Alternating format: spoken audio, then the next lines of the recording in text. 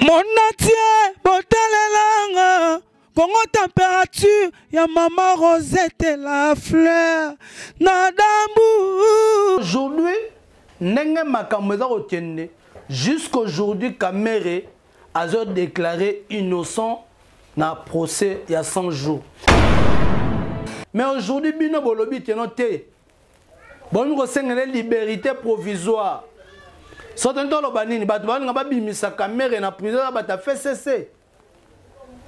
Parce que na tanyo so obino bo diriger mboka o bolembika mboko te. Bolembika mboka te. Si ko kote ba lo baté fait cesser zo bloqué. Ba lo zo bloqué mboka. So côté oyo ba lo baté non bango te. Bino ne batu na pouvoir boko ko gérer te. So tanyo so Kamere fana na prison pendant 1 mois. Avant procès banda. 1 mois de prison à Kamere. To tigala comme on a ni visite ya Abbé Cholé au Azalati président ya Senko. Tango bakanga di Kamere, to mona di batebele bane ko accuser. Ezaka baja bata FCC, ezaka bata boy. Et puis Kamere ye moko na ko samba na ye abane ko lobate. Vi ya procès ya projet plutôt 100 jours. Maramo au président Asali batu o baleka batikala ko sala ngote bana jalousie contre ngai Kamere. Et comme c'est le sous batu. Comment on a visite ya coordonnateur ya FCC. Neni Moulania. Accueilli ko rendre Kamere visite. Ezoleke la biso, ezoleke la batu nyonso. Soto yebite na mboka oyo Kamere c'est que yango mibengaka ticket gagnant. Kamere azaka ticket gagnant yango mibengaka. Simanango menwa omokeza na simanango. Na menwa ozaki na simanango les gens disaient que non, FCC ezaki na simana ya dossier oyo. Si ba ko condamner Kamere, si qu'on a cour d'appel Toyo sala nini? Tozo lutelaka Kamere liberté provisoire ou bien Kamere batu avait raison? Toza peuple. Dossier oyo to bande ko landela nga la loupe. Ba juge ba retranché par rapport à ndenge ba tenda pièce par pièce. Mais Kamere tilelo jusqu'à preuve du contraire à lobby azakaka innocent. Mon atier, botalelanga, Congo température, ya maman Rosette la fleur, nadambu. Merci beaucoup, chers internautes, et bienvenue à cette duplex d'aujourd'hui avec votre humble serviteur héritier Iboula Mwana Tsukana Bango Nyonso. Notre lobaka ti mboka eza koyinda. Mboka eza koyinda, tozo comprendre te tozo kende wapi. Via politique ya mboka na biso ndenge zali ko kende tozo comprendre lisusu te. Mbouteillage ekoti, tricage ekoti na ndenge mukete. Tozo ebate tozo kende. Procès 100 jours o ekatana ti ke Kamere azati condamné pour 20 ans de prison. Mais aujourd'hui, ndenge makambo eza ko kende, jusqu'aujourd'hui Kamere a déclaré innocent dans le procès il y a 100 jours. Qu'est-ce qui se passe? Le lobby a béni Kamere plutôt, dans la cour d'appel. Babandeli soumo quelques détails pour faire comprendre. Il y a un but certain que tu as peuple. Tu as peuple. Dossier oyo to bande ko landela la loupe. Ba juge ba retranché par rapport à ndenge ba tenda pièce par pièce. Mais Kamere tilelo jusqu'à preuve du contraire à lobby azakaka innocent. Tango bakanga di Kamere to mona di batebele bane ko accuser. Ezaka baja bata FCC, ezaka bata boy. Et puis Kamere ye moko na ko samba na ye abane ko lobate. Vi ya procès ya projet plutôt 100 jours. Maramo au président Asali Batu o baleka batikala ko sala ngote ba na jalousie contre ngai Kamere. Dans quel sens? Gratuité de l'enseignement. Oyo depuis 17 ans ezalaka te facha ye basali yango classe comme ofele.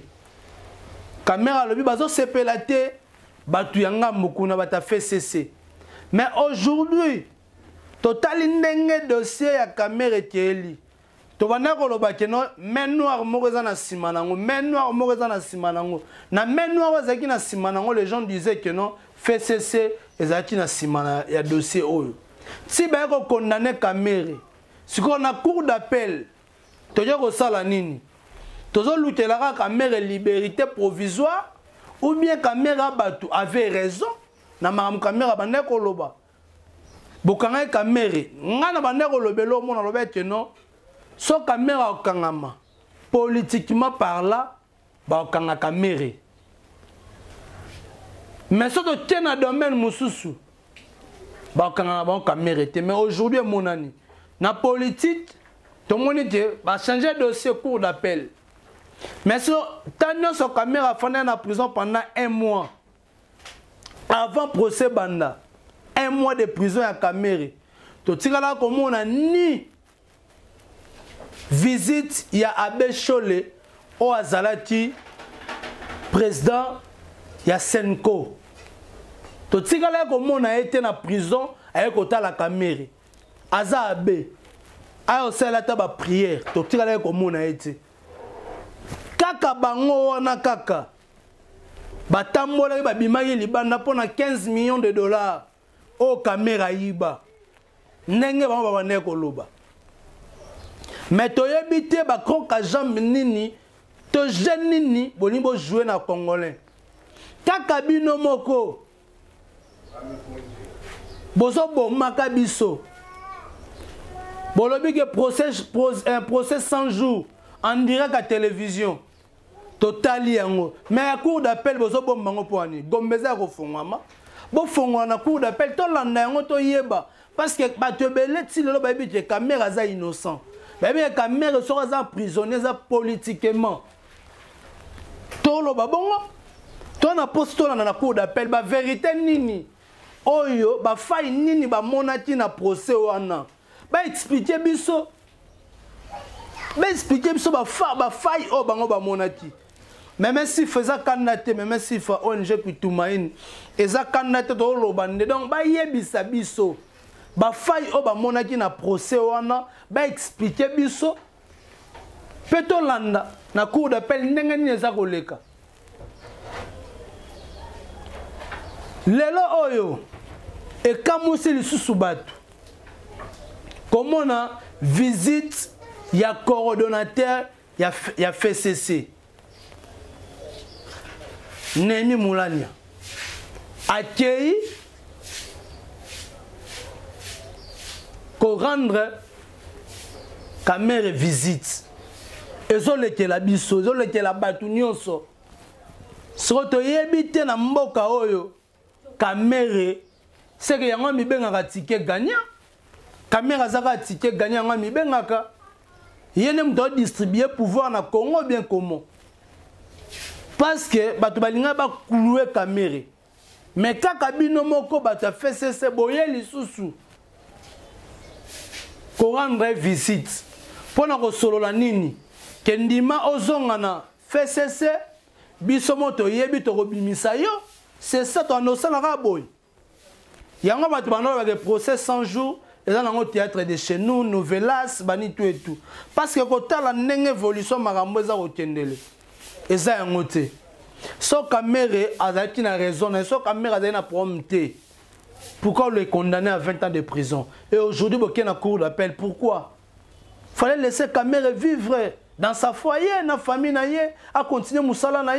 Mais aujourd'hui, il y a un lobby qui est noté. Bon, nous avons une liberté provisoire. Si on a un Kamera dans la prison, on a fait cesser. Parce qu'il y a un tannion sur le diriger Mboka, Bolembika Mbokote. Bolembika Mbokate.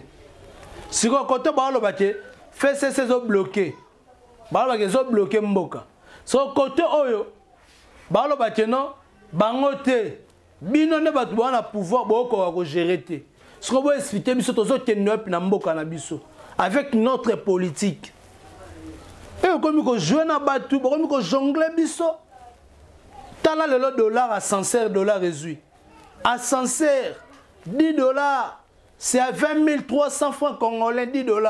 20 300 francs congolais. Changer sur $10. Somme biloko. $10 on est au kokate. Biloko trop cher. Dollar est à l'icolo. On ne sait pas on va où dans notre pays. Tozo kendo wapi. Jusqu'aujourd'hui, balancer biloko belé zongi. Ne ba déconfiner biso. Ba terrasse, ba nini to zongi. Église les 15, ba vol les 15.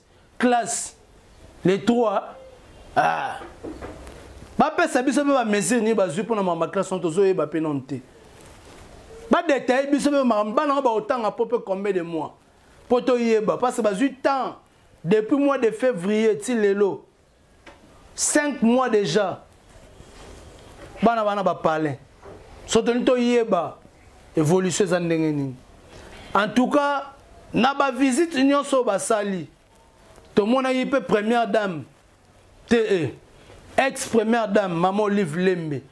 Il n'y a pas que n'est qu'on rendre visite et pas il y a Amida.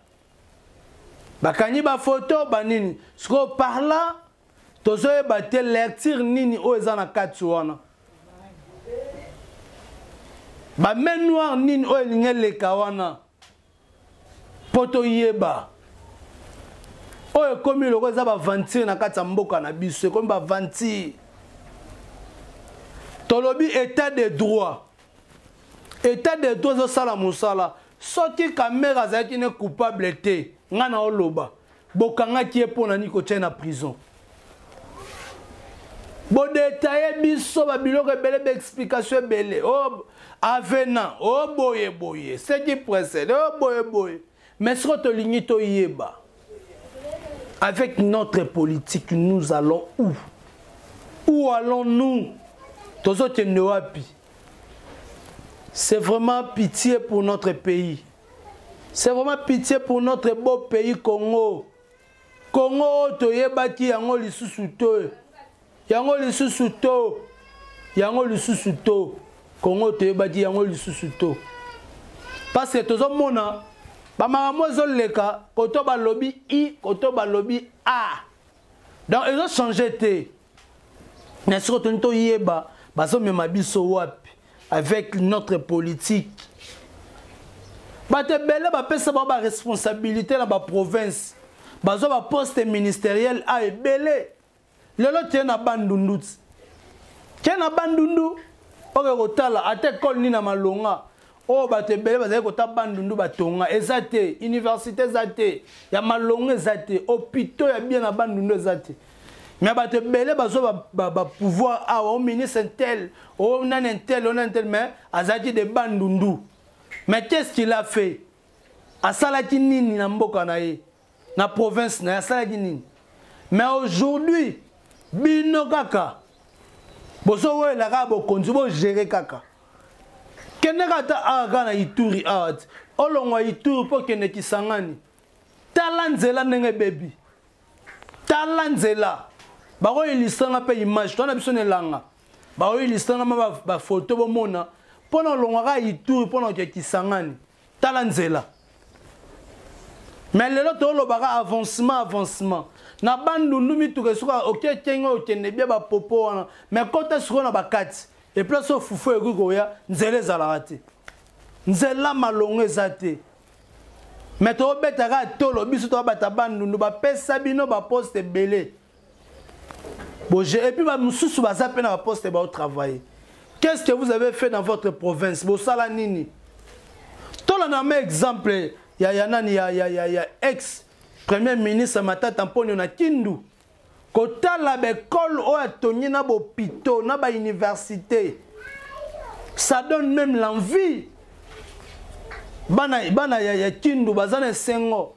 ya komona bo université bongo hôpital ya kitoko bongo mais na bandundu kozongo wapi na bandundu ozongo wapi nos frères qui viennent de bandundu bazoyaka bayaka Kinshasa tout moment lokola l'état zate bolali boba sipri na 7h koko na koli na mutu auti bandundu nos frères auti poni kuna paseleti na ba Kongo ezalaka te poni mutu auti ba Kongo tango aye koteka ba tomate na ye aye koteka ba chou na ye poni mo nzela ba odebouye ba okende ba ozonga mais na bandundu nzela zate o mutu abeti makolo bime nzela ba Kongo aye makolo mais tozana batu bakonze belé o baza de bandundu o toti otanga bakombo pete toti pe otanga pete mais batu nyonso bayebi mso betaka tolo pangi plus pangi égale pangi onga muta bandundu tala bandundu ndenge lelo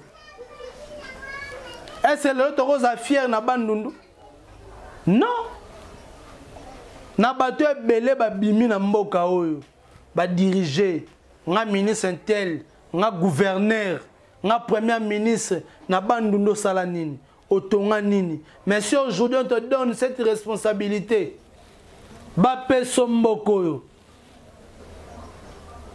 okoka. Merci beaucoup, c'était là votre humble serviteur héritier Iboula Mwana Ntsukana Bangonyo. Je dis merci à maman Rosita la fleur de Gamoura, pourquoi pas d'Ali Iboula maman Mokonzi. Merci beaucoup à Patrick Akituta, merci beaucoup à Nicolas Kanyonga, merci à Natacha Kanyonga, famille Kanyonga Mobimba. Je vous aime beaucoup, en tout cas merci à Sandra Wangata maman na Petit Bon Junior, mon président Bruno Lubi Kambonga propre Yannick Yafumunse qui papa na Brian na Brianna, mon thème Dorcas Nzumba. Balobi, toza ensemble, la même morale, Hervé Bossitampen, musée. On est toujours ensemble, nena lobara souvent. Tomonani Soti Nzambe Azondi Nanote. Play. Mon atier, botalelanga. Congo température, ya maman Rosette la fleur. Nadambu.